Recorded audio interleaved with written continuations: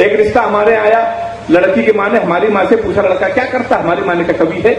बोले उनके पिताजी क्या करते हैं, बोले वो भी कवि। बोले उनके पिताजी, बोले वो भी कवि। तो बोले क्या घर में कोई इंसान नहीं है।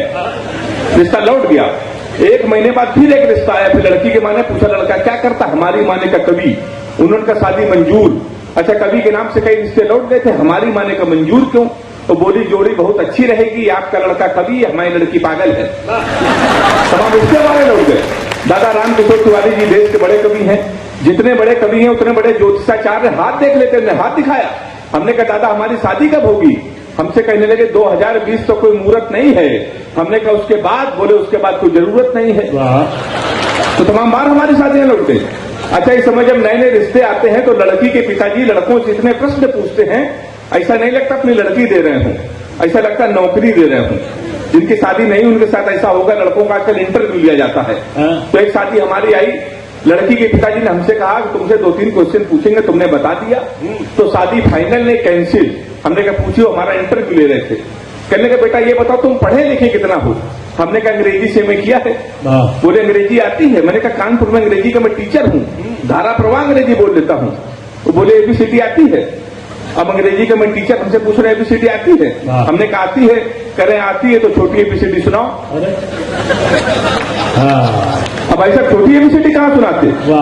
कहने लगे तुम अंग्रेजी फेल, गणित आती है। हमने कहा आती है। कहने लगे 45 का पाड़ा सुनाओ। हम उसमें भी फेल। कहने लगे आखिरी प्रश्न पूछ रहे हैं, बता दिया तो फाइनल नहीं परमानेंट कैंसिल। हमने कहा पूछिए। कहने लगे हिंदुस्तान में सबसे बड़ा कांड क्या हुआ।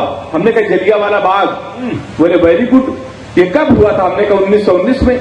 बोले इसमें हुआ क्या था। हमने कहा अंग्रेजों ने हमारे 10-12 हजार आदमियों को मार दिया था। हमसे कहने लगे सबके नाम और पते बताओ। शादियां होनी चाहिए था, बढ़िया बात है। वो शादी में हमारी कैंसिल, तमाम बार हमारी शादी कैंसिल हो गई। क्या बात है। फिर एक दिन हमारी शादी फाइनल हो गई। भारत और पाकिस्तान का मैच चल रहा था, हमारी शादी थी। दादा रामकिशोर तिवारी जी बारात आए थे, प्रख्यात आया था। भारत और पाकिस्तान का मैच चल रहा था, हमारी शादी थी। हमने पिताजी से कहा आज के दिन मैच, पूरा देश मैच देखता है, हमारी शादी करो, नहीं माने। भारत और पाकिस्तान का मैच चल रहा था, हमारी शादी थी। हमारे कुछ कानपुर के दोस्त हमारी बारात में डांस कर रहे थे और कान में मोबाइल लगा के भारत पाकिस्तान सेमीफाइनल मैच की कमेंट्री भी सुन रहे थे। दोनों काम एक साथ कर रहे, बारात में डांस कर रहे हो, कान में मोबाइल लगा कमेंट्री सुन रहे। हम दूल्हे के वेश में सजे थे, घोड़ी के ऊपर बैठे थे। जैसे बारात घर पहुंचने वाले थे, एक लड़का घूम के हमारी तरफ चिल्लाया, बोला छक्का।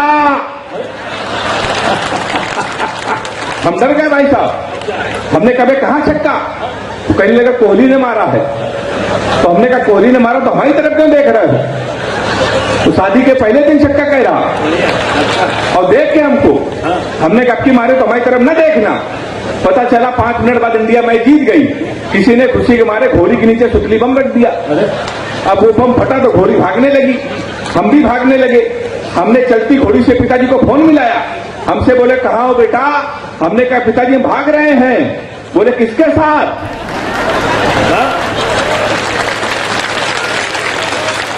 इतने समझदार हैं आप। हमने कहा घोड़ी के साथ। बोले तो शर्म नहीं आती, भागना तो किसी लड़की के साथ भाग जाते। हमने कहा पिताजी वो बह गई थी। वो कहने लगे आज घोड़ी बहकी है, कल को अगर गधी बह गई तो उसके साथ भाग जाओगे। उन्होंने वैसा फोन बंद कर लिया। 1 हफ्ते लगातार हम भागते रहे। जब 1 हफ्ते बाद हमको होश आया तो हमने अपने आप को जंगल में पाया। वहां 4-5 आदमी खड़े थे। हमने कहा कानपुर का पता बता दो, अपनी बीबी को विदा कराना है। तो उन्होंने कहा देखो ऐसा है, हमारा रामलीला का पाठ चल रहा है, ये राम है, ये लक्ष्मण है। सूप नखा का रोल जिसे करना था नहीं आया, तुम सूप नखा का रोल कर लो। हमने कहा इसमें क्या करना पड़ेगा। बोला नाक कटवानी पड़ेगी। हमने कहा वो तो कट चुकी है। कल हमने रात भर सूप नखा का रोल किया। सुबह 4 बजे हमारी आंख खुली, हमारे असली कपड़े गए, वहां के आदमी गए। सूप नखा की ड्रेस में पैदल हम अपने घर पे। हमारे पिताजी छज्जे के ऊपर खड़े थे। हमने कहा पिताजी पहचाना। उन्होंने हमारी माँ से कहा इसको कटोरा आटा दे दो। हमारे पिताजी नहीं पहचान रहे थे। हमने आपके पुत्र हैं। बोले बेगुमत बनाओ, हमारे 2 ही पुत्र हैं, एक इंजीनियर है कि नाक कटवा के घोड़ी के साथ भाग गया है। उन्होंने बाद 5 मिनट बाद पहचान लिया। फटाक से जो अपनी बीबी को विदा करो। हम ससुराल गए, हमारे साले साहब ने मना कर दिया। हमारे घर के सामने पुलिस थाना, उस दिन वहां पर एसओ साहब नहीं एसपी साहब बैठे थे। हम गए, हमने कहा हमारे साले के खिलाफ FIR लिख लीजिए। कहने लगे तुम ही हेमंत पांडे हो। हमने कहा हाँ। कहने लगे बेटा तुम्हारे नाम पहले से FIR है, घोड़ी के अपहरण की। तुमको 2 दिन का समय दे रहे हैं, घोड़ी नहीं आई तो तुम जेल चले जाओगे। हमने उनके पैर छुआ। अगर आपको लगे इस छोटे से कलमकार ने एक टिप्पणी में बिना किसी पार्टी के नाम लिए बड़ा व्यंग्य कर दिया हो तो तालियों का महोत्सव होना चाहिए। हमने एसपी साहब के पैर छुआ, हमने कहा घोड़ी ढूंढ लाइए, कहने का शर्म नहीं आती कि पुलिस का काम है घोड़ी ढूंढना। हमने कहा ढूंढ लाइए, करने के पुलिस के इतने बड़े अधिकारी घोड़ी ढूंढ लाए। हमने कहा एसपी साहब भैंस तो आप ढूंढ लाए थे। तो भाई साहब वो शादी थी कहीं से। अब आखिरी ऑप्शन हमारे पिताजी कि हमने बापू से पूछा होने वाली बीवी का नाम, वो बोले मुन्नी बदनाम। हमने कहा ये भी कोई नाम, पूरी झंडू बाम। तो बोले तू भी कौन सा दूध का धुला है, न जाने कितनों के प्यार में खुला है, तुम दोनों एक दूसरे के साथ ईमानदारी के साथ निभाना, वो अगर झंडू बाम है तुम आडोमास बन जाना। और मुझे मालूम है कितनों पे मरता है, अगर आपको लगे हंसाते हुए कुछ कविता कर दी हो तो मुझे आशीर्वाद दें। वो बोले मुझे मालूम है कितनों पे मरता है, फिर भी बदनामी से डरता है, पर सच तो ये है कि जहां चैनलों में शीला जवान होती है, मुन्नी खुलेआम बदनाम होती है।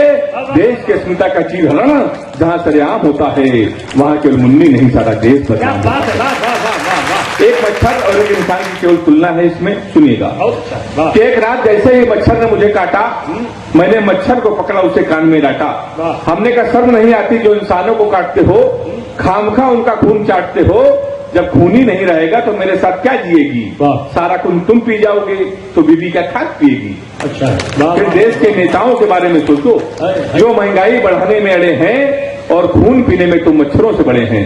जब एक नेता चीनी के भाव को 5 रुपए और बढ़ाता है तो एक आम आदमी का खून 100 ग्राम कम हो जाता है, उस पर भी तुम कितने जुझारू हो, बचा हुआ खून पीने पर उतारू हो। अरे कुछ तो शर्म करो, भगवान से डरो। मच्छर बोला तुम शर्म की बात करते हो। अच्छा मैंने देखे और मुझे आशीर्वाद दें। मच्छर बोला तुम शर्म की बात करते हो, शर्म तो तुम्हें आनी चाहिए। और है मेरे जीवन दाता, तुमने कभी सुना है मच्छर ने मच्छर को काटा? है मेरे जीवन दाता, तुमने कभी सुना है मच्छर ने मच्छर को काटा? पर तुम तो आदमी होके आदमी को काटते हो, देश को टुकड़ों में बांटते हो। तुम तो आदमी होके आदमी को काटते हो, देश को टुकड़ों में बांटते हो। मैंने मंदिर और मस्जिद को लड़ाया नहीं, किसी छप्पर को मैंने जलाया नहीं, मेरे द्वारा किसी नारी की चूड़ी नहीं टूटी, किसी अबला की मैंने इज्जत नहीं लूटी। और इन पंक्तियों में तालियों का महोत्सव देकर मुझे विदा कर दीजिएगा कि मेरे द्वारा किसी नारी की चूड़ी नहीं टूटी, किसी अबला की मैंने इज्जत नहीं लूटी, मेरे द्वारा नहीं हुआ किसी धर्म या जाति का अपमान, काटते समय मैंने ये नहीं देखा वह हिंदू है ये मुसलमान है।